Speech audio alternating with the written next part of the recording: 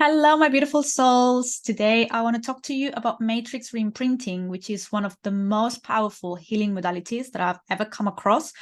I use it a lot in my healing coaching sessions, and it is extremely useful to heal past experiences, whether that's big trauma or just stressful experiences that haven't been healed, that haven't been resolved. So if you feel that you are stuck in your past, that the past, whether that's previous experiences, old beliefs, or conditioning from the past is keeping you stuck from creating a life that feels fulfilling, that feels joyful, that feels aligned, this modality would be really, really good for you. So I'm going to tell you all about how it works, what happens in a session, how it compares to other healing modalities, and how it can help you heal from the past so you can create a better future. So Matrix Reimprinting is an addition to emotional freedom technique, which is also known as tapping. So you've probably come across this modality where you tap on certain points of your body, and it's based on the idea that by tapping into different meridians in the body, while we focus on a problem, a limiting belief, an emotion that feels stuck, we can clear that, right? So Matrix Reimprinting is an addition to emotional freedom technique, and we also use tapping in Matrix Reimprinting. But Matrix Reimprinting is based on the idea that we hold the trauma, the stressful life experiences, those parts of ourselves, we hold them in the matrix, or in the field of energy through which we are all connected. So we don't hold the trauma, the old stories, the old beliefs as just a memory in the brain, but it's based on the idea that we hold them as energy bodies in the field. So based in this idea, the aim of Matrix Reimprinting is to go to those events where the trauma happened, or where the stressful situation happened, any events that cause distress. And that can be being bullied at school, that can be a big accident, that can be a big trauma like physical abuse, that could be something like just being rejected or being neglected by your parents, or not receiving the attention or the love you should have received. So it can be something very traumatic, but it can also be what they call the small t traumas, right? So it would be about going to that point in time, to those experiences where the trauma or the distress happen, and working with what in Matrix Reimprinting is called energy consciousness hologram, or echo, which is the younger part of yourself that experienced that trauma, or that pain, or that stress, or that tension, or that challenge, or whatever you went through, right? So it's about going to that point in time, to that memory, and working with your echo, or with your younger self. And it's about resourcing your younger self. It's about having a dialogue with your younger self, and maybe giving her the resources that she didn't have back then. It's about helping her express how she felt. It's about maybe she expressing, your younger self expressing, or having a conversation with the people who were involved in that thing, but in a place where she can be, where the echo, your younger self, can be safe and can be protected. It's about you having a dialogue with your younger self and helping them understand, or just see the situation from a different angle. And what is really, really important in Matrix Reimprinting is that we work with the beliefs that were formed that day. So for example, if you were bullied at school, and the belief is that it's not safe to be me, it's not safe to express myself, there is something wrong with me, if I speak up, I get hurt, all these beliefs. It's about understanding the beliefs that your younger self made to protect yourself, to survive the situation, and reframing and changing that belief. Is about helping your younger self change that belief, and coming up with a new belief that is more empowering And it's about helping your younger self just achieve resolution, and this can vary because every session is different. But it's about helping the echo achieve resolution to heal the trauma. Also, while we tap, we are releasing any stress, any unpleasant emotions, any energetic blocks. So it's very similar to inner child work. It's also similar in shamanism, for example. They talk about soul retrieval, about those parts of ourselves that freeze when there is trauma. And it's also known as disassociation in traditional therapy. So it's not that it's something ridiculously new or different, but is the way you deal with it, is the way to approach the trauma and to work with it that I find extremely powerful. I did a few sessions for myself, and I found myself going through so many shifts and so many things, healing and unblocking, that's why I decided to become a practitioner. Because even though I am qualified in other disciplines, this one shocked me. It really impressed me because of the simplicity, but how powerful it is, right? So so how it compares. It's not the concept is really new. It's just the way to go about it is simple, is easy, is beautiful. Anyone can do it. You don't need to have any form of skill or sensitivity. Anyone can do it, and it's incredibly healing and powerful. So the idea is that once you achieve resolution in that scene, in that memory, and there is a positive image, a positive belief, positive emotions associated with it, then we bring that image, and I'm going to explain how we would do it in a session. You bring that image to the top of your head, and then it kind of like scans your whole body and upgrades your whole body. And by bringing that image with those emotions, the colors, the image of it, we use visualizations mainly, because images are the language of the subconscious mind. So you bring in that, and it rewires your brain, upgrades your whole state of being. And then you bring it to the heart, and you send it out to the field, which also uses, if you want to call it, the law of attraction theory, about how when you're sending a different signal to the field, a more positive, empowering image, emotions, beliefs, you're going to be attracting events, people, situations that are more aligned and in resonance with those positive beliefs and emotions. Because what we're doing, when we have limiting beliefs, or when the past is affecting our life, what's happening is that because we're holding some disempowering beliefs about ourselves, about others, or about the world, and that's in our subconscious mind, that's what runs our life. And we are attracted to events, people, situations that confirm our beliefs, our subconscious beliefs. And that can be that you're not good enough, that you're not worthy of love, that you don't deserve success, that it's not safe to be yourself in the world. We have lots of this, and we all have this, by the way, so no judgment here. So what will happen in one session? So there is a lot of visualization involved in these sessions, and I know some people say, oh, I can't visualize it, but I promise you that when you relax, because it's just like having a dialogue with a part of yourself, is much easier than you might think. So first we identify the memories that need to be worked on. So sometimes, we all have some traumatic experiences, or, like really painful events, and that had an impact in your life. So sometimes it, and you bring that to a session. Sometimes you don't know. Sometimes you just see that you feel blocked, that you're sabotaging yourself, that life is not going as you would like it to go, and there is something there. There is stress, there is anxiety, maybe there are negative thoughts or self-doubts. So we track that.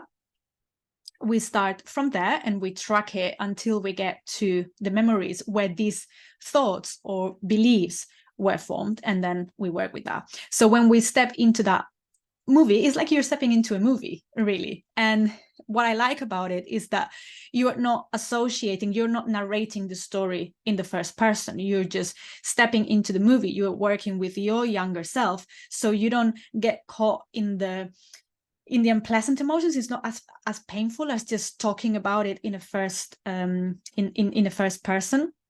You're working with your echo, with your younger self, and it's like a dialogue, and you're helping your younger self rewrite the story or experience something more positive. So it's not about clearing the memory at all. It's not about denying what happened. That's not at all what it is about. But it is about changing the perception and the story that lives within us, which is what creates our reality, and that's what matters, not the event. The story that we keep telling ourselves, the narrative we tell ourselves, that's what matters. That's what creates our reality. And that's what we can shift and change with Matrix Reimprinting. So we would do it with mainly through visualizing that dialogue happening, all those conversations, all those resources. And when we have the positive image, then we reimprint it. That's why it's called Matrix Reimprinting, because you're imprinting a new positive, empowering image or story. And like I said before, you bring it through the top of your head, and then you scan your whole body, and then you bring it to the heart, and out you go into the universe, sending that signal. So ideally, after one of these sessions, you would continue to reimprint this memory for at least 3 weeks after the session, which just takes a few minutes. It's just about, bringing that positive image, the positive emotions, the colors, the smells, everything, the senses associated with it to the heart, and just make it bigger and expand it to the field. And I have witnessed like really incredible results with this. And the reason why I love Matrix Reimprinting so much compared to other energy healing modalities, or just traditional therapy or healing modalities, is because it combines the power of energy work, but it is very easy to use, and the client takes an active role in the healing. So for example, in traditional talking therapy, counseling, psychotherapy, coaching, any type of therapy where you just talk about your problems, they can be very useful. And that's the first thing I did. For example, originally I trained as a counselor, and while I was doing my master's degree, I had to do weekly sessions. That was one of the requirements. And I did notice a lot. I did go through a lot of healing, I have to say, and it brought so many things to my awareness, how I had been bottling up my emotions, how my life, my parents' divorce, for example, had such a big impact on my relationships, lots of different things. So yeah, I went through a lot of shifts, but I have to say that at some point I just felt that I was hitting a ceiling. Like there was not much more I was going to achieve just by talking about my problems again and again. I had needed a deeper layer of healing. So that's how I started to train in different energy healing modalities, the main ones being Theta Healing and Shamanic energy medicine. And they are really powerful because based on the idea that any traumatic situation leaves an imprint in our energy field, like a block. I like to think about them as like pockets of black or dirty or old energy, right? So when you clear that, and that's what holds our beliefs, our unpleasant emotions. So when you clear that with energy healing at the level of the energetics, it can be very powerful because you're not trying to rationalize it. You're not trying to understand intellectually why you have that belief or why you behave the way you do. You're just clearing the energy, and it can be really, really powerful. And when I was doing a lot of these sessions, I found that a deeper layer of healing really unlocked for me. Now, what I'm not a big fan of this type of approach is that it's a very passive approach from the client. So it can encourage people to believe that you just have to go to a healer and you're just gonna rest and lie down during the session, and the healer is going to do all the work for you, and all your problems are going to be gone. And I'm not a big fan of this idea. I like people taking an active role in their healing. I think it is the way to go. And like 100% energy healing, where you're just receiving energy healing. For example, a similar concept to talking to the echoes or a younger part of yourself is soul retrieval in shamanic energy healing. But again, it's done in a more, the therapist is the person who takes the more active role, and who will, like see what you perceive about the soul fragment, and integrate it back. So for example, people who are very sensitive to energy work really well with these sessions. I mean, as a client, these sessions work really well for them, because they perceive the energy in their bodies, so they can perceive immediately if a shift happened, or maybe they're very perceptive, and as the energy is being clear, a lot of information comes to their awareness. So it can be really, really, really good in those cases. But for people who are not sensitive to energy or don't perceive anything, it's like they have to take a big leap of faith in the therapist, trusting that the healer did whatever they had to do. And it can leave the person feeling a bit like nothing happened really. So, maybe feeling that it was a waste of time, which can block the healing, because maybe the healing, they are powerful techniques. Don't get me wrong. I love them. I still use them. They are powerful techniques. But because of that more passive approach, it can leave the person feeling a bit like, nothing happened. But what I love about Matrix Reimprinting is that you combine the power of working in the field, of clearing the energy blocks, but the client, so you would take a more active role. You kind of become your own therapist, because you are the one who goes to the matrix, to the field, and talks to your younger self and gives them the resource they need, and talk to them. And you are the one who's there for them, giving them love, giving them resources, whatever it is. So when I have experienced that as a client point of view, I have found it really, really, really, really powerful and really, really empowering. And for me, healing and self-development is all about empowerment. So when you take such an active role and you witness that, it's like there is no doubt that there's going to be a shift here, because I have witnessed my younger self healing. I was there, I witnessed that. So for me, that makes it really, really powerful and really empowering from that point of view. And also, when I work in my healing coaching programs, I always suggest some form of home play. I used to call it homework. I don't call it homework anymore. I call it home play. So I always like to share suggestions, of things to do between sessions. And what I have seen again and again and again is that the clients who actively engage in this home play and put it into practice achieve much better results than people who just come to the session, and even much better results than people who just come to a session saying, I need healing, give me healing. So this is what I am loving this technique, and I have made it kind of the core of the healing work I do. I love how simple it is.